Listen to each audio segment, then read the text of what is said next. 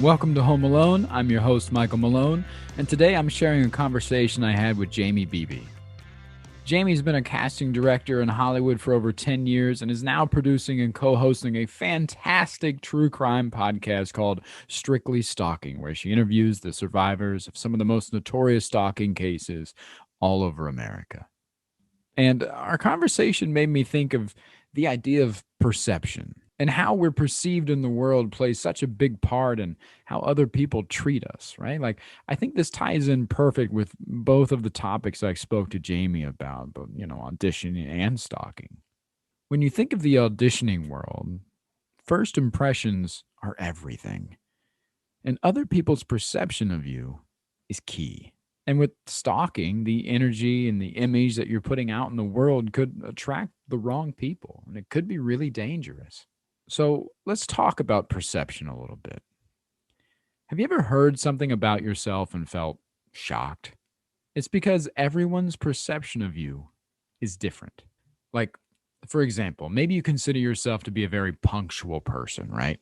But there were a few times that you were supposed to meet with your friend Kevin for coffee and you were running late, and maybe your dog got out, or your babysitter was also running late, which made you late, or maybe you got toothpaste on your shirt and had to go change. Whatever happened doesn't matter.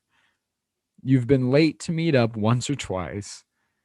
And now when people ask Kevin about you, he might say, "Oh, they're never on time."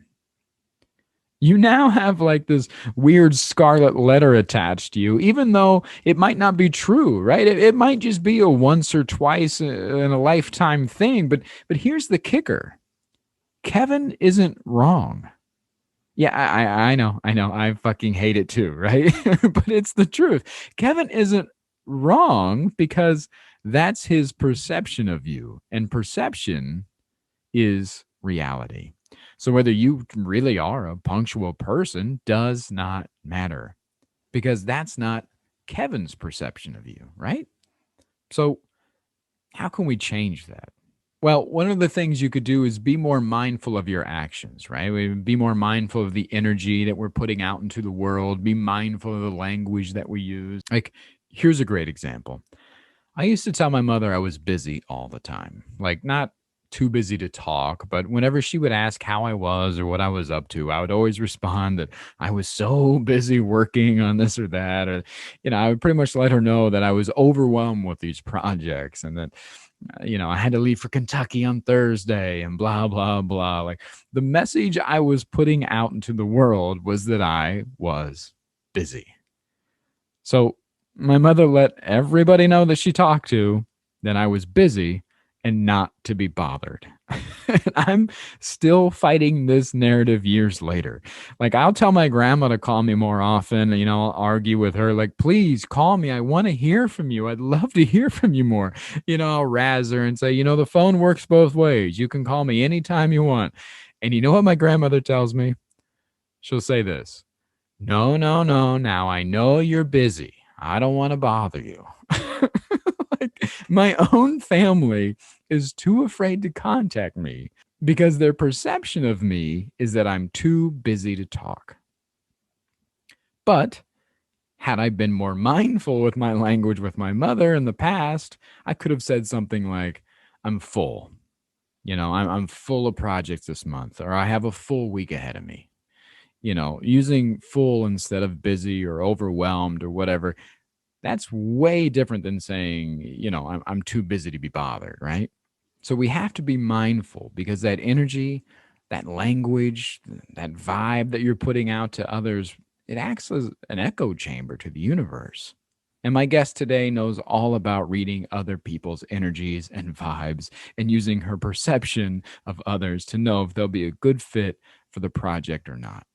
So if you're an up-and-coming actor out there, this is a great episode for you to listen to.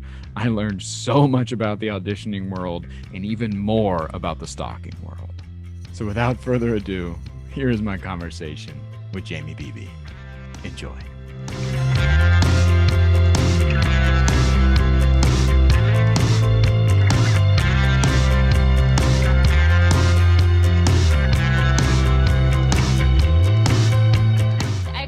Breakup like right before quarantine started. Valentine's Day, actually. Happy 1 year Perfect. anniversary. And Yeah. it was just such a horrific relationship. And I was so happy that I finally got out of it. And then quarantine started. And so like the timing was so perfect for me. I was like, this is great. Like I'm alone in my house for the first time in like 6 fucking years. I got my dogs. Yeah. Like I just chilled, and I had my little pod, my girlfriends, and I have had just the best, most amazing time. This past year has been fucking wonderful. Yeah, it's like a forced heartbreak hotel. It sounds wonderful. Yeah, I mean, I wasn't sad. I was really, really happy that he was gone because he's such a terrible fucking person. Um, and it took a long time to get away. But yeah, so I was just so like happy, and I was hanging out with my friends, and I didn't really want to go out anyway. So it was great. I built a little bar in my house, and Oh, that's it perfect. was Yeah. wonderful. Yeah, that sounds great. Yeah. Pretty much. um, I'm definitely learned how to make drinks during quarantine. yeah. Yeah. Well, you know what? You know what's great for that? TikTok. TikTok, you can learn how That's to make true. some That's great. true. So are you still in the casting world? I am. For a while we weren't shooting anything. Shooting's coming back now, slowly, carefully, and yeah, I'm still casting, working. You know. Yeah, how is it different? I mean, going from the quarantine talk to casting, it's this idea of like everything is shifted now, and everybody is auditioning over Zoom, and I've noticed this even from auditions that I've got for commercials and so forth, is they have to send like a almost like a prerequisite that's like, hey, if you get this job, are you cool wearing a hazmat suit or whatever their rules are for that particular setting? Are you noticing a big shift in that? And do you think that this Zoom audition era that we live in is here to stay, or do you think things will go back to normal? With casting, I've always used self tapes for a lot of the casting that I do, at least the first round. Um, so it didn't change a lot in that part. Um, Usually after the self tapes, I'll bring people in and then they'll meet with directors and whatnot. So that changed a little bit. The meetings have turned into Zoom meetings. But Right. overall, especially with like the casting that I do, I know a lot about the actors that I'm bringing in anyway. So I just kind of want to see how they feel about the role more than whether they can actually do the role and do what I need them to do, because I've already seen their work. So I know what they can do. So Right. Yeah. it So it's more hasn't about changed the a lot. range. Yeah. Yeah. So, and speaking of range and looks and all the things that you see on a self tape, speaking to actors and actresses out there who are coming up, who are maybe new to the business, what are those things that matter? Like let's say, for instance, a lot of young people these days have their hair dyed purple or green and they're covered in tattoos. Does that matter? Or do you look at somebody like that and go, oh, we're going to put them in a wig anyways, or, oh, we can fix the tattoos in post or in makeup or whatever? Like, are those factors, do they steer you away from somebody? Not for me, because any kind of looks wise can be changed. Like in that form, like hair can be changed. We can cover tattoos. I personally love tattoos. I think they're great. I don't have any, but I love them. Yeah. I think they show personality. So I guess that means I have no personality if you go by that. But no, I think tattoos are great. I think that people should, be you, do what you want to do. And yeah, like we do need a lot of different looks for parts, but I don't think it takes away. I really don't. And I think that we can put the personality into the role. So maybe the role wasn't somebody with tattoos and blue hair, but you killed it in the audition, and you're the person that we want. And we're like, hey, actually the tattoos and blue hair look great. So we can change that up. And if not, we can just dye your hair and cover your tattoos. It's not a big deal.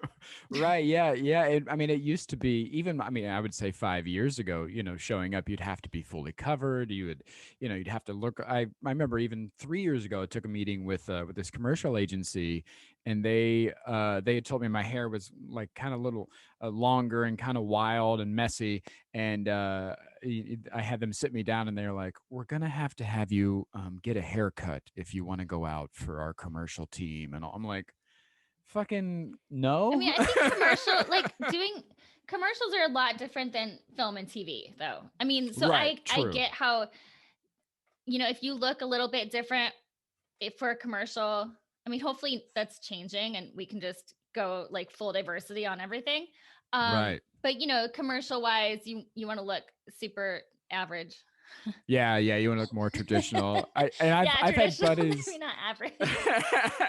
I've had a few friends of mine who have mustaches, and they've gone into auditions, and that's the first thing they say is like, "Are you willing to shave your mustache?"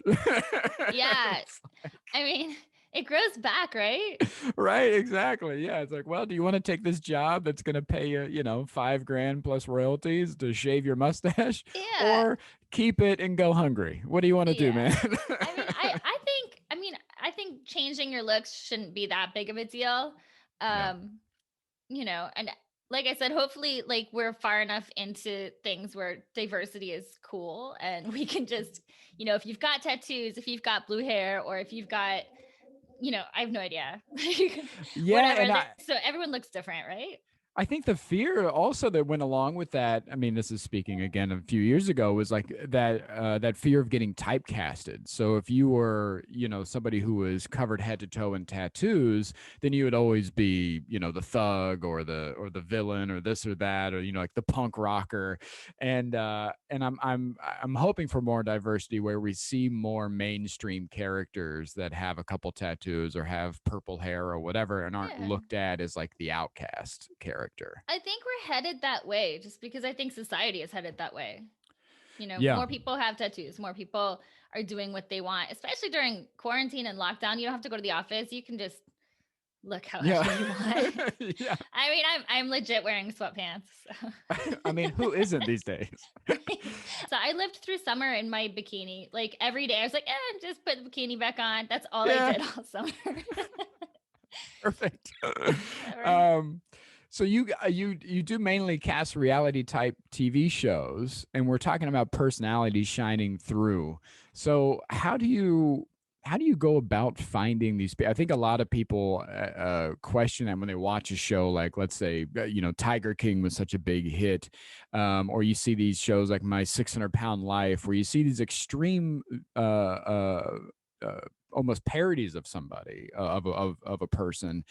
How do you track down that person to showcase on TV? Is there a checklist you're looking for, or are they submitting through some like are you sending out like an audition stream out on Craigslist, like, hey, we're looking for people that are above 600 pounds that are willing to talk about their journey and this and that? Like, what does that Well, casting look like? so I started out in reality, and then I moved into scripted.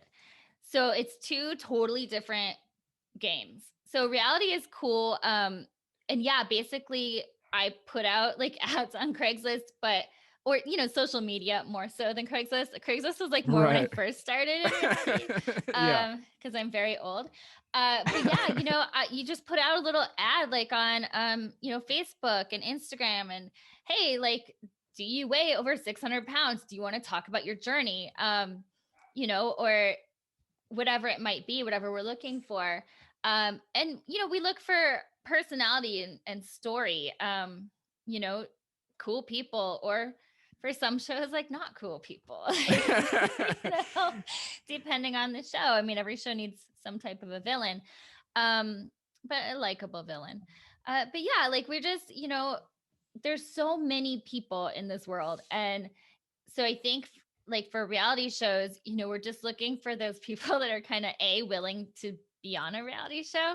Right. Um and have that story, like they came up from nothing, or they were adopted, or they whatever it is. Like there's always a backstory, but everyone's got a story, so you just have to figure out what that story is, and then put you on TV and make you famous, and ultimately sometimes ruin your life. And that's it. It's great. Yeah. It's wonderful. And that's the thing is like you watch these reality shows play out, and you're absolutely right. It's story driven, it's journey driven, or it's conflict driven. Mhm. And do you because I know you play a big role in putting those pieces together, right? Those people together on the same show. So do you purposely look for that conflict if a network is like, let's say you're going out for a show for E, and it's like a Real Housewives type show. Are you purposely looking for people that will have conflict or drama when you are as early on as the casting stages, or are you just casting a wide variety of personalities and hoping that that conflict and drama comes later? I mean, once you get all the different personalities, the conflict and the drama does come. Usually, what we're looking for, like, we're looking for a personality. So, like, Right. if I'm going to put everybody together, like, I'm going to look for a Trump supporter, I'm going to look for a Biden supporter, I'm going to put them in the same house, of course, that kind of Right. thing. So I'll have like a little group of people that I interview that are all Trump supporters, and I'm going to try to pick the one with the best story, the best, whatever it is I'm looking for. Like, you know, they've been single the longest for the dating show or whatever it might be. Right.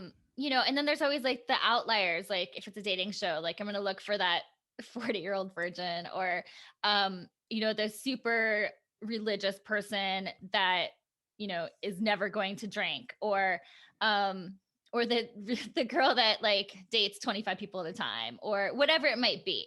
You always got to find the weird outliers that are just going to kind of shake everything up. Do you ever look for neutralizers? Yeah, you always have to have somebody too that's going to be like the person that's like, okay guys, like how are we going to get this done? Like if it's a challenge type show, like Right. like the problem solver, the frat guy, the really smart person, that kind of stuff. There's you just put as many different types of people as possible, but you have to have like the neutral people, the villainous people, the super happy, nice people, the people that are always going to cry throughout the whole show, the people that are going to scream and yell throughout the whole show, Yeah. the people that are going to fall in love in the show. It's almost like building the ultimate escape room group. You know what I mean? Like, It totally all right, is. we need this, we need this, we need somebody that can check the clues and It totally is. It totally is. um so when you're in that in the casting room, do you remember having a favorite casting moment that comes to mind? Like maybe someone came in and maybe they were shy at first and just totally blew your socks off later, or the opposite where they were kind of hard to work with and then they came in and you actually saw them in person and they were like the sweetest person ever. Like, do you have anything like that that's happened over the years? Um, I have lots of stories like that. Since we're talking about reality shows, Yes. I interviewed this one girl, and she made it on the show. I'm not going to say the show or the girl, but she made it on the show. So during the interview process, I was like, this girl is interesting. Like, I'm so interested in what she's going to say next. She just had story after story. Like, I was like, and she's young. She's like 20 something. I'm like, how did you do all these things in your life? Right. Um, and she had this weird accent because she was from all these different places and she's traveled all over the world. And but her accent was kind of like ebbing and flowing throughout my conversation. So it's Okay. really interesting. Like I would try and get her to say different words to see if like the accent was still there or not. Um, so we bring her in for the in-person interviews with the whole team and everything. And the the network is there, everyone's there. And we all noticed this weird accent thing. Right. So I'm going through her paperwork because we do full background checks. We do everything to find out, make sure that you can put somebody together with other people and they're not going to kill each other. Right. Um, so I'm going through her paperwork and she's like from Nebraska. And that's it. And she hasn't really traveled everywhere. Like she's gone a few places, but nowhere like for any length of time that she would have this wacky accent. Right. It's like Myrtle Beach for senior trip. You're like, that doesn't. Yeah, pretty much. And she did end up going on this show, and the accent was kind of a topic of conversation for a lot of the fans at the show because they're like, So sometimes she has an accent, sometimes she doesn't. Like, is anything she says true? And that was questioned by a lot of fans. It was really fun to watch. That's awesome. It wasn't just me, and it was just the weird. Like, she just lived this fantasy life that was portrayed really well on a reality show. So speaking of being in that casting room and these little quirks and stuff, are there things that you're for people that are listening that are auditioning all the time? Are there tips and tricks that you can share for somebody going into a room for, let's say, the first time? Do you want me to talk about reality shows or like Let's TV go scripted? reality first, and let's go script. Let's switch over to scripted here in a second, but let's stick to Gotcha. reality because a lot of people I know are signing up. They'll sign up for a game show or they'll sign up for Yeah. a reality show or some type of that to make that instant TV break. I can tell you more what we're not looking for. Um you know, just you don't want to we don't want anyone shy and quiet. Like, we need big personalities for TV because, maybe the camera adds 10 pounds, but it also takes personality away. So you have to be really Right. extra, but not fake extra. It really has to be you, like the real you, but like adding to that. Um, so just be yourself, really, but be a little more than yourself. Yeah. That's kind of what we want.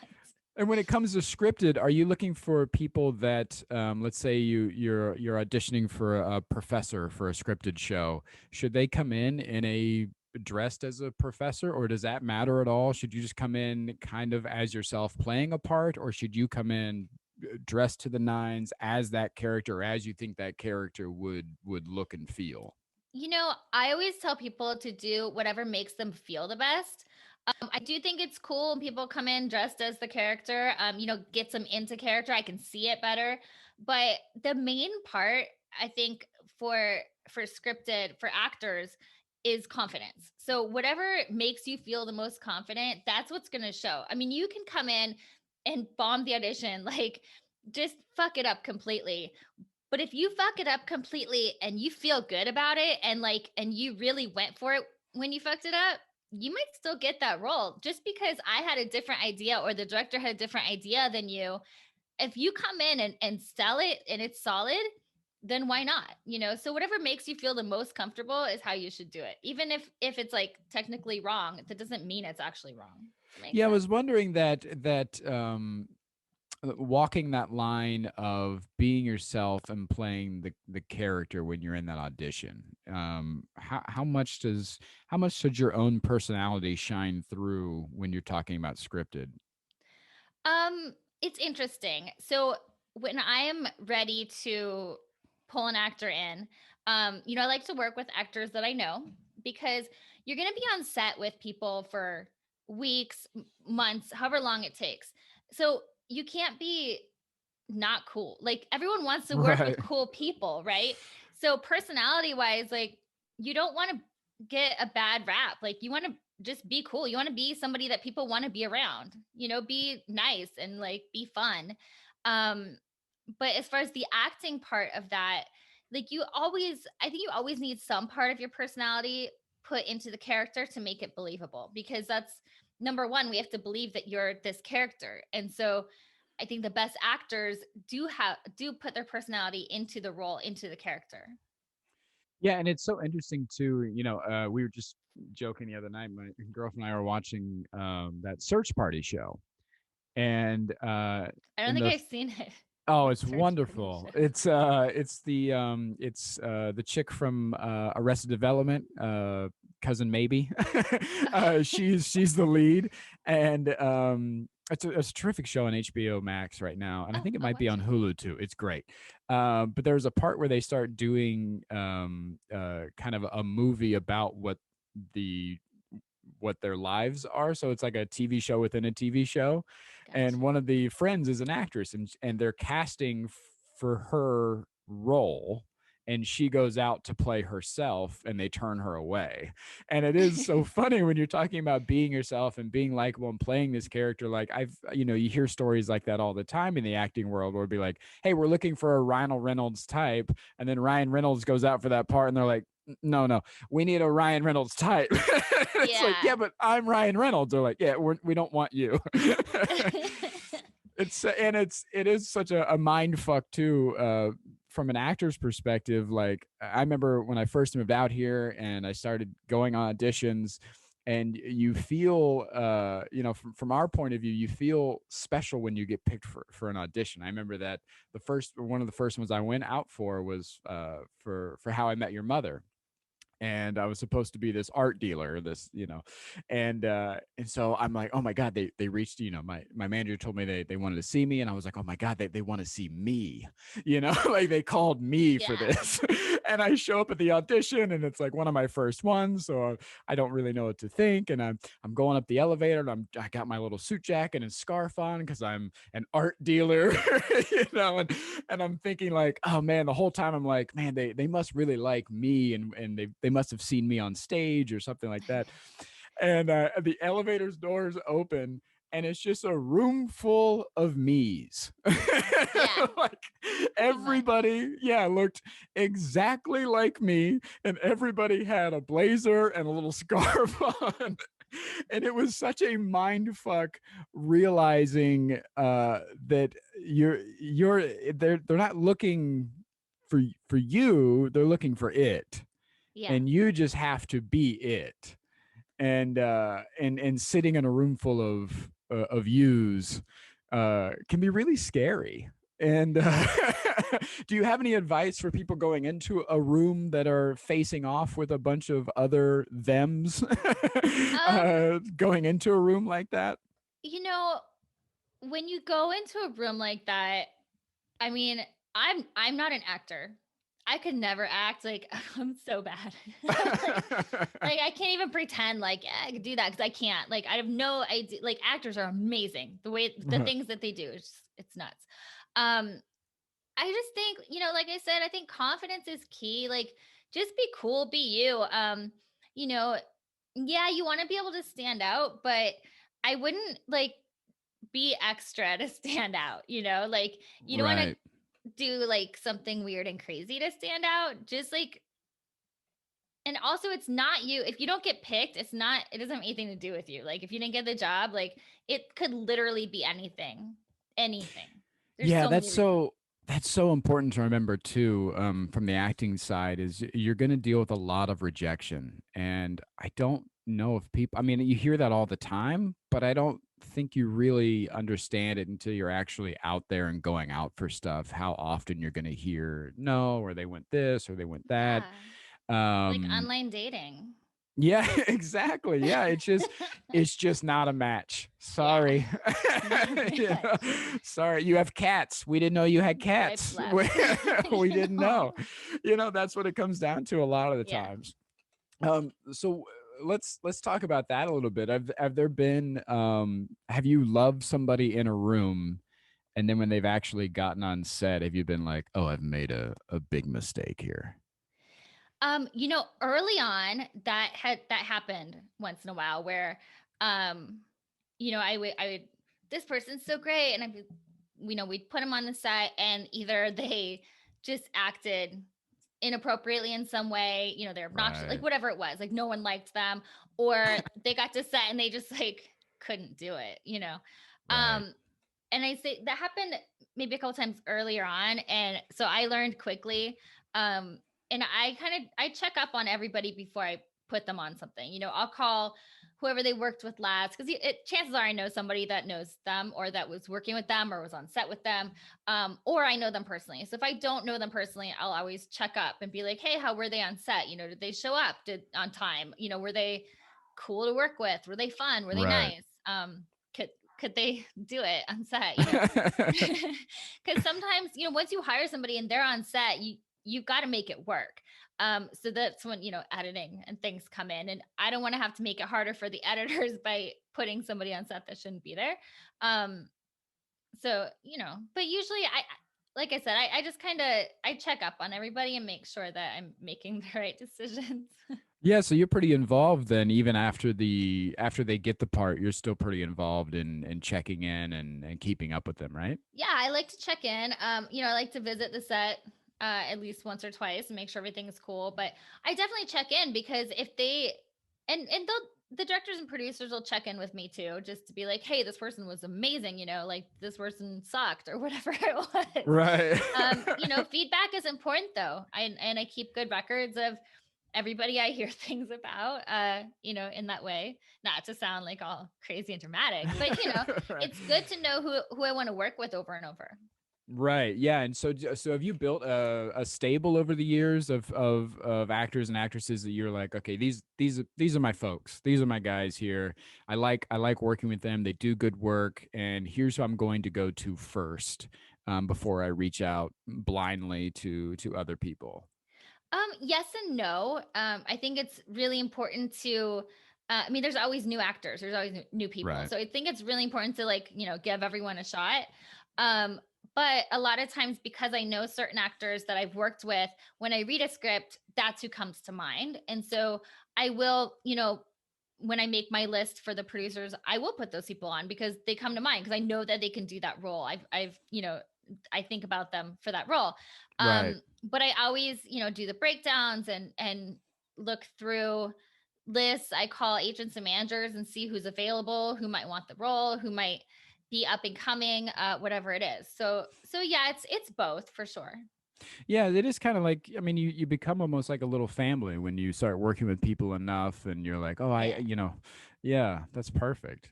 Um, do you so what world do you prefer? Do you like casting reality more than scripted, or do you like scripted more than reality? I get bored really easy, so I flip flop sometimes. I still sometimes do a reality show here and there. Mainly I do scripted now. It's just I like to get to know the people. For scripted, it's more like of a family. Where with reality, uh, since we're looking for such big personalities and different types of personalities for reality, it can be more difficult to get along with everybody maybe. Right. Yeah. And also, like, I one of the reasons I stopped doing reality as much was because I didn't like some of the shows that I was putting, I felt like I was putting the wrong people on TV for the wrong reasons. um Right. some of the shows are just you know terrible. Yeah. They're just terrible fucking shows that I don't want to be involved in. So when I do reality now, like, I do pick and choose and um do shows that I'll be proud of. Do you have speaking of trash TV, Oh no. do you have a guilty pleasure that you find yourself getting lost in? Is it, Dancing with Oh the my god, 90 Stars or 90 Day something? Fiance. 90 Day Oh, Fiance is really? like, oh, I fucking love it. Like, I watch it. I watch it, like, and I'm like, do I want to be on that show one day? Like, that's the only show it would be like, fine. It's so bad. It's so bad. Although I just started watching Empire Bling. I have not heard of this. So it's like all the rich Asians in LA, and it's just them Okay. like being rich. It's so disturbing and awesome. And Is it I a dating show, or is it just people being rich? No, it's just like people being rich, like their rich lives. I'm sitting on the couch in, like, my sweatpants that I've worn all week, and I'm just like, wow, this is amazing. I'm eating like frozen pizza. I'm like, whoa, did you see that Louis Vuitton? They just went in and bought like $25 million worth of shit at Louis Vuitton. Like, this is great. And it's in LA too. So I'm like, why can't I be friends with these people? Like, they're buying, Right. like, it was someone's birthday and they're bringing like bags of Chanel and like diamonds. I'm like, why aren't these my friends? Like, I have great friends, but they're not buying me diamonds for my Right. birthday. So Meanwhile, you're like, should I have a second hot pocket? I don't yeah. know. Pretty much. I'm like pouring the tequila, like, oh damn, and they're like, which wine should we get? And I'm like drinking the Snoop Dogg wine. So it's just a different lifestyle. But that's my newest one because I've literally seen all of 90 Day Fiance. I watched it in its entirety through quarantine, Yeah. including all the offshoots, like Oh, before the 90 days, after the 90 days, like everything. is the 90 Day Fiance one? Is that the one with the guy that went viral? He didn't have a neck, and he was like Yes, on every meme yes, for a yes, year. Okay, yes. all right. Yes. My girlfriend and I saved a lot of time by just YouTubing a highlight reel of just that guy. Yeah, I mean, I probably should have done that. Like I probably used up half my quarantine Right. watching 90 Day Fiance on the couch. we Like just we did it in 22 minutes. We yeah. we were just like, cool. This is who this guy is. Got it. I mean, if I were to go back and redo it, that's probably what I should have done because I feel like I could have done so much more during quarantine other than Right. all of 90 Day Fiance. But I mean, how many people can say they've watched every episode and That's all the true. offshoot episodes? So You know what? Here's an idea. Put that on your Tinder. You know what? yeah, That's a matchmaker right there. If somebody totally. else matches, you're like, It's great. funny. I've actually seen that on like the date on the online apps. Like people be like, I love watching 90 Day Fiance, and I'm all, fuck, like you're totally not my style, but I want to swipe right. It's weird. Yeah, I've seen the things that I've seen are like have you seen the one where they'll pick out a scene from a TV show? So it'll say like their whole bio would just say The Office season 3 episode 7 minute 22:26. Really? And it's like almost like a Bible verse, you know? And so if you go to The Office and you track down that exact scene, it'll say something like, I like to party and eat hot dogs. And you're like, oh, this, you did all of that? Wow. Instead of just, like, that's okay, cool. Yeah, I haven't seen that. I should put more effort into dating maybe. Yeah, you need to put like a decoder in there. You should get a whole make them earn it, you know? Well, I'm like, here's my Instagram. Message me on there because it's hard to always like there's so many. But then when I started doing that, like I get a lot of messages on Instagram because I have a lot of bikini photos and stuff. So it's just a whole dating is a weird thing during quarantine because then people are like, oh, like this girl's Instagram must like this is her life, which like it's not. Like I'm on my couch in my pajamas, dude. Like I Right. just posted this picture in a bikini. Like, yeah, I was in Maui, but like it was last week. Yeah, or yeah. last year, This like is depending from on the July. day. Yeah. Yeah. Yeah, like no, I'm eating like the hot Cheetos on my couch. Like my fingers are orange, and now it's orange on my phone because I just posted that bikini photo. So, like doing everything online during quarantine is interesting. Yeah, man, I can't imagine. It was hard enough, when I was single and living in LA. It was hard enough, you have those, you have certain restrictions that nobody else has in the country besides like New York, where you're like, I'm only dating people in my building. I'm not going any farther than I know. I'm like, half a mile. totally. I'm like, well, these guys are both cute, but this one lives closer. Yeah. Like Venice Beach is like it's like I'm in Hollywood Hills, so like Venice Beach is a different country. Oh, Like yeah, I yeah, can't go that yeah. far. It's so far. Yeah, you might as well just say Canada. Yeah. Yeah. um, so this is a perfect segue into your other life. Speaking of tracking people down through social media and everything, you have a great podcast about stalkers. Yeah. How did you get into this? So I wanted to do a podcast. And I love everything true crime. Um, and so I actually wanted to do like some kind of like murder, like cool podcast, whatever. And I called my business partner, Jake Deptula, and I was complaining because you know how that's how I do it. And I was like, oh, I want to do a podcast so bad, but like everyone's doing everything I wanted to do. So my life is over. I can't do anything. And he's very problem solving, which, I think a lot of men are. So he's like, well, no one's doing a podcast about stalkers. And so that's a crime. That's what you want to like. He's very logical. Right. I Yeah. hate that shit, but it works. Cause I was just going to complain about it and then never do anything. Yeah. Right. And he's super logical. And I was like, oh shit, like you're kind of right. So I start looking into stalking and everything that it is. And, I didn't know anything really about what people go through. Like I've never been stalked and I just didn't know anything. And I also didn't know like if I was stalked, like where do you even go to get help? Like I just didn't know anything about it. So I was like, hey, I'm such a true crime fanatic and I know nothing about this huge crime. So yeah, like let's do this podcast. And the more research we did, the more we started getting involved in it, we were just blown away by, the laws are not equipped to handle stalkers. Right. And who like, do you know who to call if you have a stalker? I mean, no. I mean, you can't call 911 and be like, yeah, somebody called me a bunch and hung up. Like that, right? Right. But that could be, but yeah, someone's calling you, like there's so many things happening at once.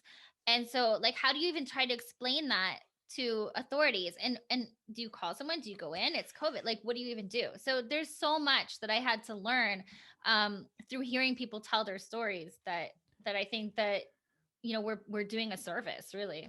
Yeah, I guess I'll start here by asking when is the, because you'll have, I'm sure a lot of women experiences, you'll have reply guys or stuff like that online, or you'll have somebody who go through and like 75 of your photos at once or something like that. Where is the line? Where is the line of concern where you should go, okay, this person might be a potential threat. They're emailing me, they're DMing me 4 times a week and they're liking 75. Like, is there a certain line that they cross that everybody should be aware of to go, okay, I need to keep a better eye on this Yeah. situation? Yeah. I mean, the line is fear.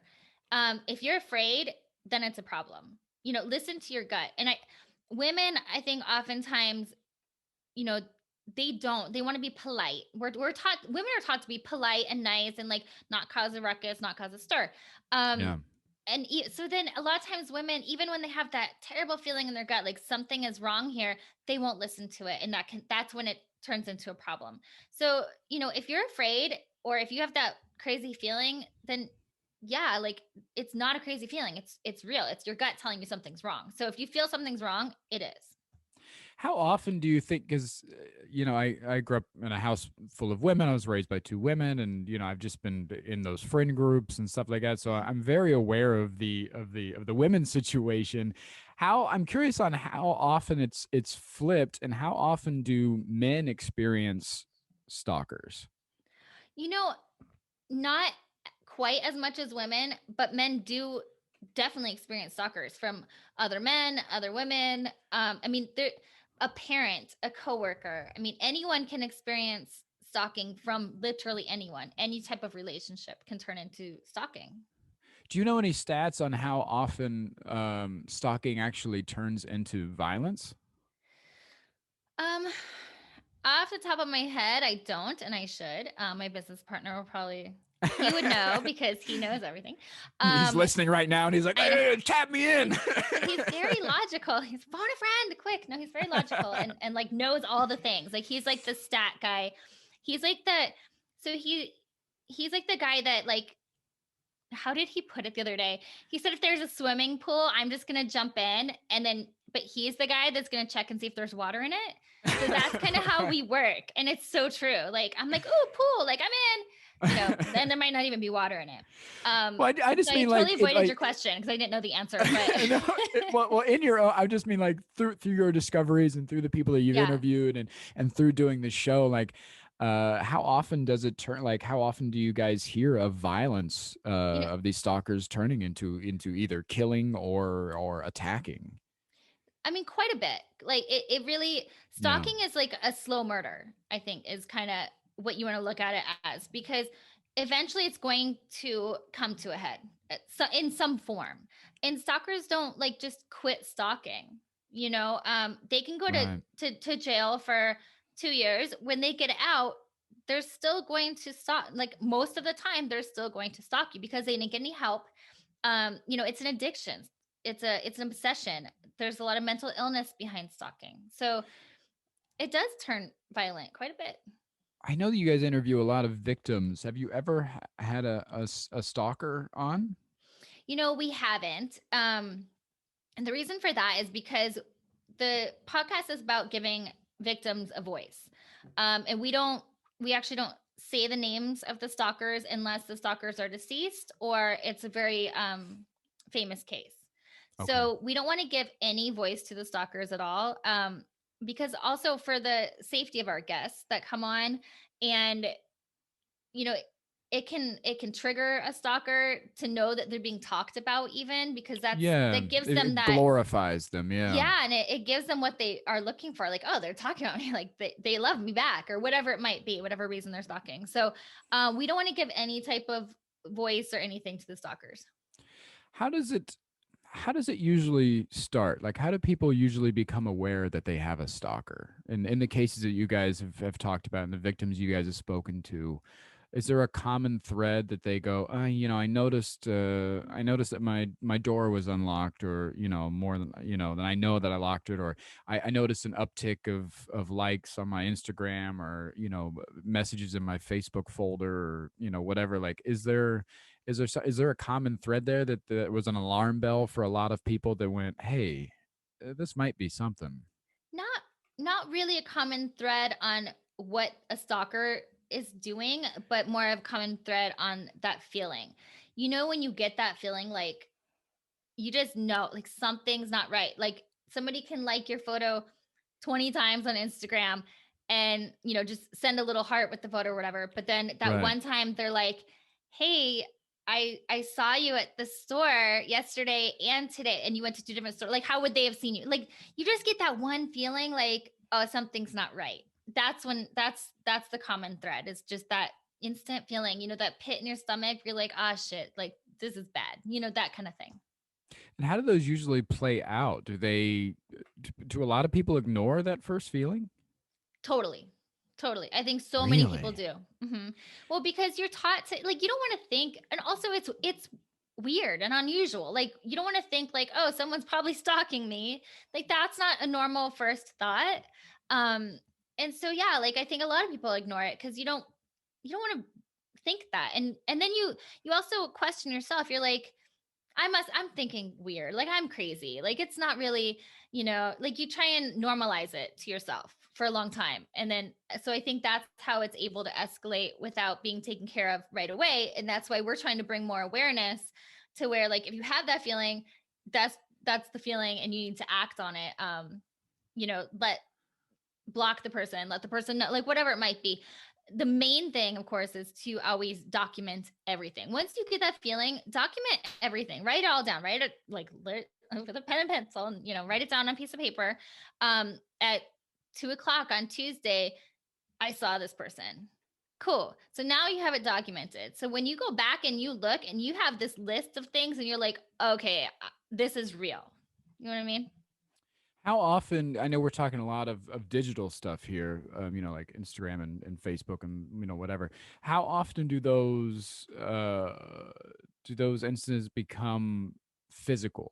Like people are receiving gifts maybe, or like I'd mentioned before, they come home and they've noticed their door is unlocked or something odd behavior like that. How oftentimes does that digital become physical? I think quite a bit. It's the next escalation. If it starts through social media, they're going to eventually try to escalate it and see you in person in some form or another. Or yeah, send you a gift. Like we interviewed this guy. He's like a nightclub. He works in a nightclub. He's a DJ. His stalker sent him a chainsaw in the mail. A I mean, chainsaw? yeah. I What? mean, that's a weird thing to send, right? But then also, if you're the victim in this case, do you call the police and be like, "Yeah, someone sent me a chainsaw. What I are they going mean, to do?" So that's where the documentation comes in, because you can be like, "Look, this is what this person has been doing. I have a whole list. I can read it off to you. I need a restraining order," that kind of thing. my comedy brain, forgive me, it goes two places. And the first place is, what's the shipping cost Right? Well, it's on a Amazon. You can chainsaw? send stuff through Amazon. Yeah, it's like, Amazon Prime, I'm not really out that much. And two, like, if this case does go to court, imagine having to present the evidence of being like, and then I got a chainsaw in the Yeah, mail. Like, it's what like the it's fuck? weird. It's weird.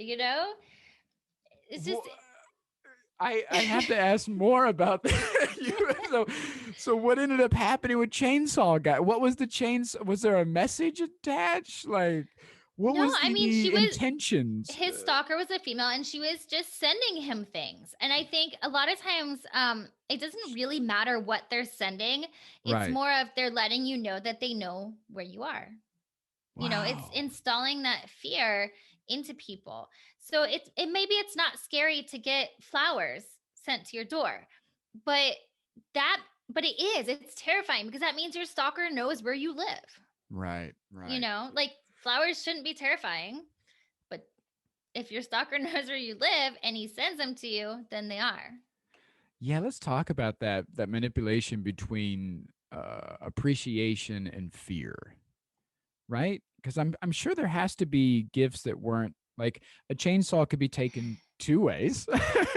Like let's just use this as an example, right? Because it could be like somebody who is stalking your feed, whatever social media you use, Facebook, Twitter, Mhm. Instagram, whatever, and they're like, hey, big guy, I saw that you needed a saw. Here's a brand new saw.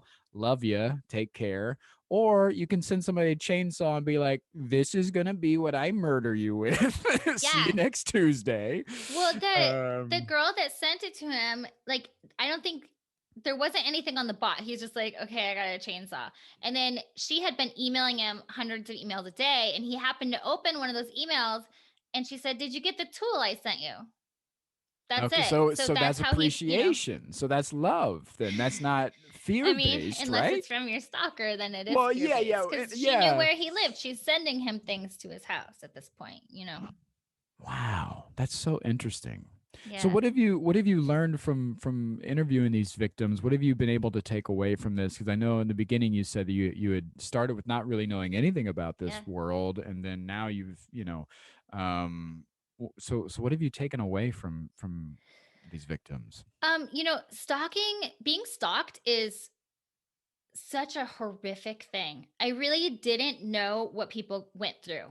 I mean, it's living in fear 24/7.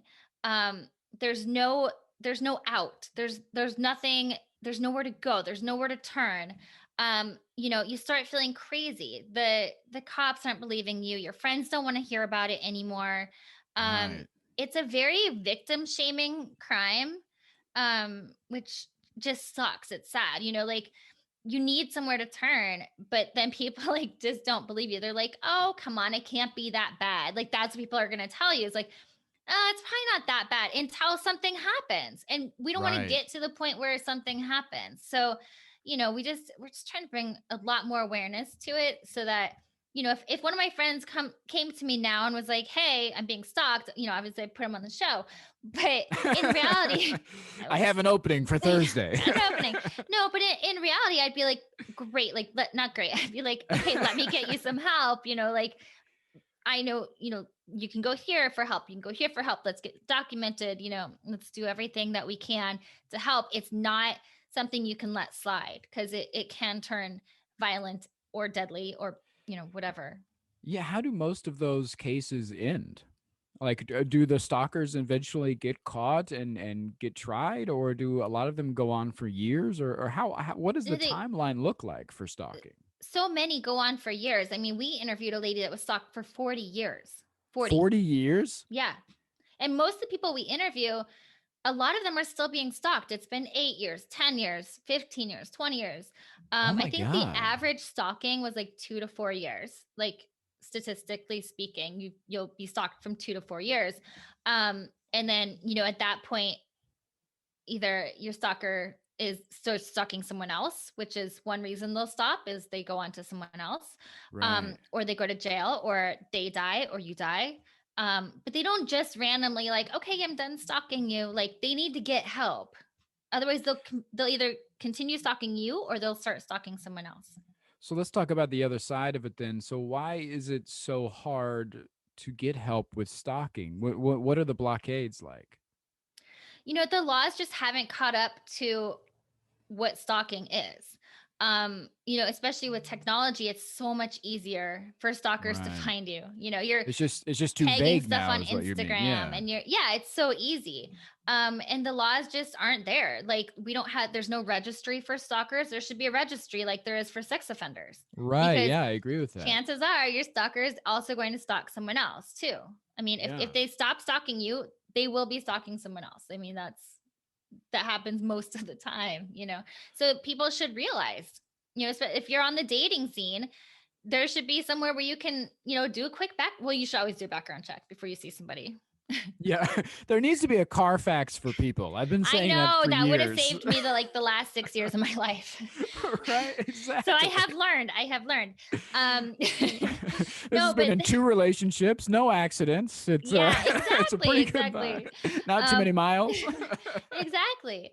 Or another problem is if you actually do, if your stalker does go to jail, and they get out, shouldn't they have some kind of an ankle? You need to know where they're at, what they're doing. Are they stalking you still? Like there should be, just a lot more things should be in place. So that's like kind of what we're trying to do is figure out what we can do to help. And, in the meantime of figuring that out, we're giving all of our listeners, the thoughts on or the ideas on where to go, what to do to get help, documenting it, if you're being stalked and the best thing to do is to get an advocate, a victim's advocate, which means go to like your closest domestic violence center, even if it's your neighbor stalking you. The domestic violence centers usually have, stalking awareness within there. So it's a good Yeah, place let's to talk start. about that. What is the checklist for, let's say that I think I have a potential stalker, that fear has set in, the alarm bells are off. What are my next steps? I mean, it's kind of different for everybody, but basically, make sure that you're documenting everything. That's always number one. Write everything down. Every little thing. Like you got a hang up call today. Maybe it's your stalker, maybe it wasn't, but like write it down just in case. You think you saw your stalker at the store. Write that down. Date, time, where, when, all those things. Make people aware. Tell people. Tell your husband, tell your wife, tell your friends. You know, tell every tell everybody that you're close to so that they are aware, so that if they see something too, they're more aware. And then, depending on how far along it is, or what they've been doing, you do need to go get a restraining order, or go to the police or whatever it is. And so in that case, it's different in each state, but getting a victim's advocate is a good way to go. And I mean, you could just Google that state to state, but one place is always domestic violence shelters, or, domestic violence resources. And then also we have resources on our Instagram, at Strictly Stalking Pod. So you can always look up all different resources on there, state to state. Yeah, that's great, and I think you're right. The more documentation that you have, the better of case you're going to have when you do get police involved and all that stuff. That way, you can say, boom, boom, boom. It's Yeah. undeniable at that point. Yeah, Yeah, that's and really police, smart. they want something they can see, and a lot of Right. times stalking is kind of an unseen thing. Or you can be upset because there were flowers left on your door, and the cops are gonna be like, "All right, cool," but they also Right. don't. They're like, "Great," but then if you can say, "But I have 6 death threats on this day. I have 3,000 emails from the past week. I have this, and this." Then they're gonna look at it and be like, "Okay, we can see the pattern. There needs to be a pattern." Yeah, that's great. Well, thank you for coming on today. And before we Thank you. leave, do you want to tell everybody where they can find you? Not in a stalking way, but just in a nice, friendly follow way. Yes, yes, of course. My Instagram is feathergirl77. Uh, Lots of pictures of me. I am normally sitting on my couch when I post all the bikini photos. So please be Perfect. aware. Perfect. Eating hot Cheetos. And then for the podcast, it's like I said, Strictly Stalking Pod, and you can find a lot of resources on there. Perfect. Well, thanks for coming on today. I appreciate Cool. it. Thank you.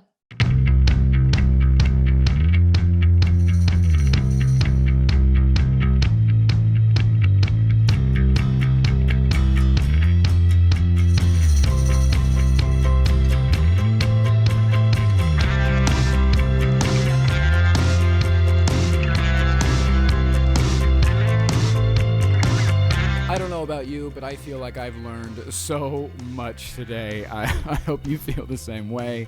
And again, we were talking about this.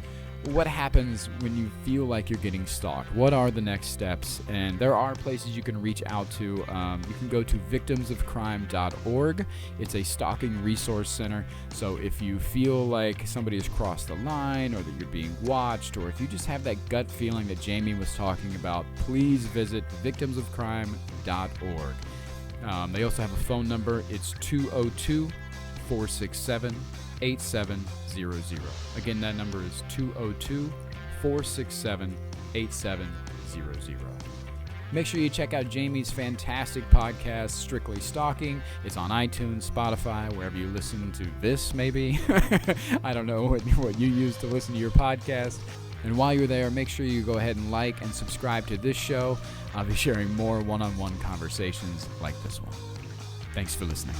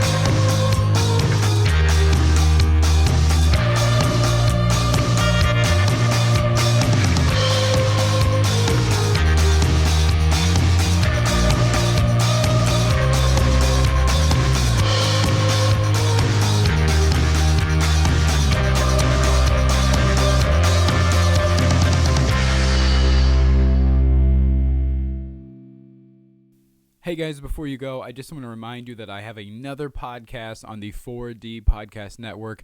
It's called Speakerphone, and I do it with my buddy and singer-songwriter Ryan M. Brewer. It's so much fun. We usually talk about whatever's trending, some current events, and then we kind of just razz each other and have a lot of fun. It's actually stemmed from the ideas of us having these great phone call conversations over the years and nobody getting to hear them. And so, well, we started to record them to share with you. It's so much fun. I think you'll love it. It's called Speakerphone. And you can listen to that on iTunes, Spotify, or wherever you're listening to this at. Thanks again for listening.